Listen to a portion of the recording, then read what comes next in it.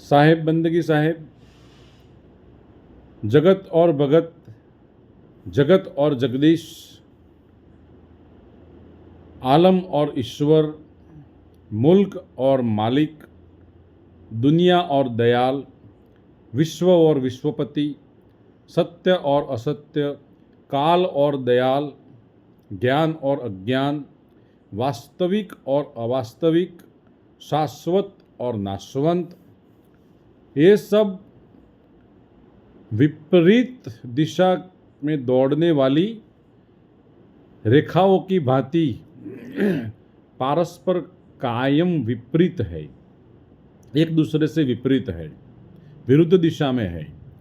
उनका संयोग न कभी हुआ है न कभी होने का संभव है। ये सारी बातें छोटी छोटी छोटी छोटी मत मतांतर वाली, सत्य असत्य वाली सारी बातें इकट्ठी होकर और धर्म से जुड़कर विश्व युद्ध में भी पलट चुकी है।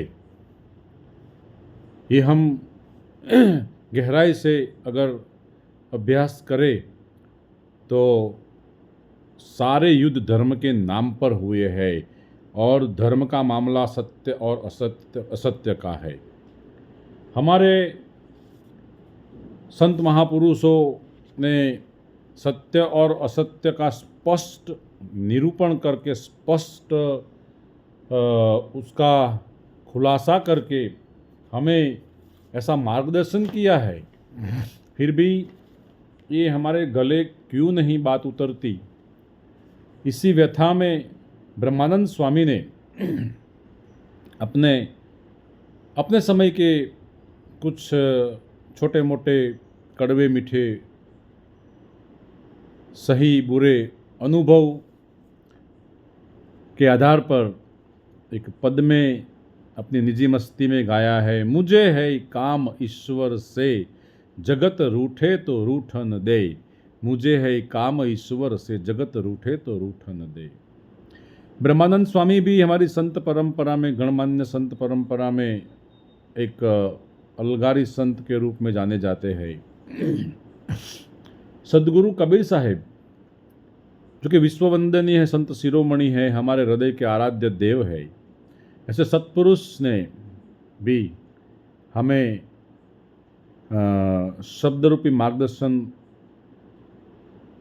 देते हुए कहा है, लड़ने दे जग लड़ने दे, तू राम सुमीर जग लड़ने दे।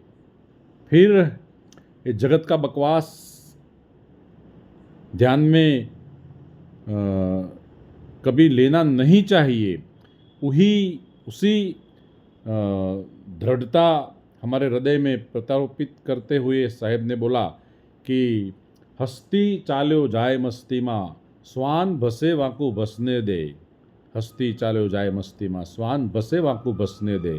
कुत्ता भौंकता है तो भौंकने दे।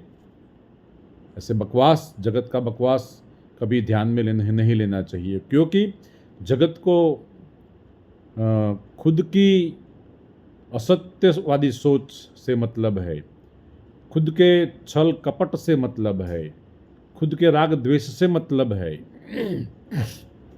लेकिन इस मनुष्य जन्म तो एक अनमोल हमें अवसर मिला है।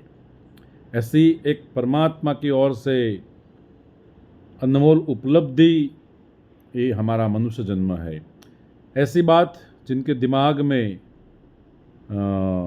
समझ में आई है, वो सब कोई कुपमंडूक छोटी छोटी बातों में नहीं फंसते, और ये कुपमंडूक छोटी छोटी छल कपट वाली, राग द्वेष वाली, ईर्ष्या बुराई वाली बातें जो दिमाग में एक कचरे के रूप में, गंदे कूड़े कचरे के रूप में लेकर फिरते हैं, घूमते हैं, वो असत्यवादी लोग सदैव अपने को, खुद को असुरक्षित महसूस करते हैं।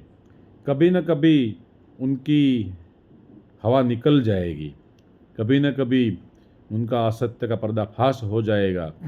ऐसी उनकी एक अवस्था होती है, भयभीत अवस्था में वो जीते हैं, और जिसके प्रभाव से वो असत्यवादी लोग कायम सत्य के आड़े रोड़े डालते हैं, सत्य के आड़े अवरोध रूप बन के बैठ जाते हैं। अगर उनका नहीं चलता है तब वो एक ऐसी घिनौनी और ऐसी हल्की गंदी सोच पर, ऐसी हरकत पर आ जाते हैं कि न रहे बांस न बजे बांसुरी। तो कभी कभी हमारे ये सत्यवादी क्रांतिकारी महापुरुषों की हत्या करने के लिए भी वो तैयार हो जाते हैं। आज भी ऐसी घटनाएं घटती है, पूर्व में भी ऐसी बहुत घटनाएं घटी है। भक्त प्रहलाद को उनके पिता ने कितना जुल्म किया। यीशु को सूली पर चढ़ाया गया, सरमद का सर काट दिया गया। मंसूर को अनल हक का संदेश न फैलाने के आदेश के रूप में, कड़ी सजा के रूप में पत्थर मारकर मारा गया। मीरा को खुद के पति ने जहर दिया, जो आत्मज्ञान की बात मीरा रखती थी, आत्मदर्शन की बात मीरा रखती थी। फिर जागृत अवस्था में कोई जगत नाम की चीज नहीं है। ये सब अज्ञान रूप निंद्रा में अटपटे हम फंस जाते हैं। ऐसी बात नरसिंह मेहता ने रखी, जागीने जोऊं तो जगत दिसे नहीं, ऊंघ में अटपटा भोग भासे। तो ऐसी बात रखने वाले नरसिंह मेहता को भी खुद के परिवार, सगे संबंधी, खुद के समाज ने बहिष्कृत किया, बहुत प्रताड़ित किया। घोघाबदर में